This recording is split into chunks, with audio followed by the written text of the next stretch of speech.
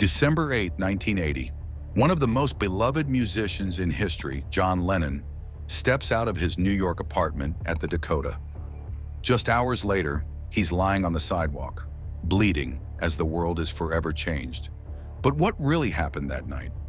Why did Mark David Chapman, a seemingly quiet fan, pull the trigger? And what led to the cold-blooded murder of a Beatle outside his own home? This is the story of one of music's darkest moments, the assassination of John Lennon. John Lennon was more than just a rock star.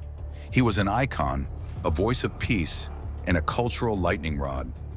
After years with the Beatles, Lennon had settled into a quieter life with his wife Yoko Ono and their son Sean in New York City. They lived at the Dakota, a Gothic-style building near Central Park, surrounded by both celebrity and mystery. To fans, Lennon was approachable. He often signed autographs right outside the building. But among those fans on that December day was someone with a darker purpose. Mark David Chapman had flown from Hawaii to New York just to see Lennon. A Beatles fan turned fanatic, Chapman was battling inner demons, voices, delusions, and a deep obsession with the Catcher in the Rye. On the morning of December 8, 1980, Chapman waited outside the Dakota.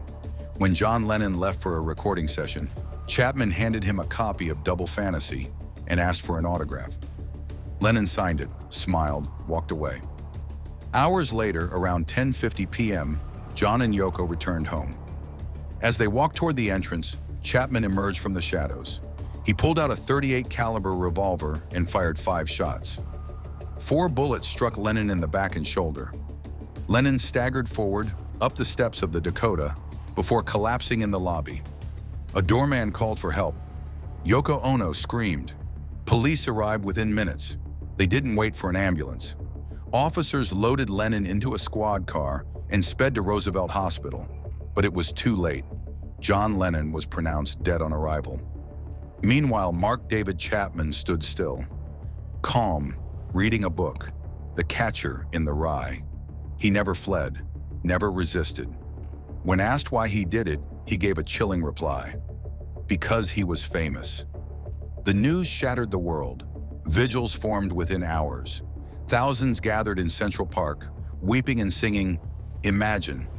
For many, it was more than the loss of a musician. It was the death of hope, peace, and innocence.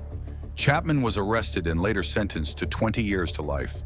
He remains in prison to this day, having been denied parole multiple times. John Lennon's assassination raised questions that still linger. Should celebrities be more protected? Can fame become a fatal curse? And what happens when a symbol of peace becomes a target for chaos? John Lennon once said, "Life is what happens when you're busy making other plans." On December 8, 1980, life stopped. Not just for him, but for millions of fans around the world. If this story moved you, consider hitting like and subscribe for more true stories from New York's deepest shadows. And let us know in the comments, where were you when you heard about John Lennon's death?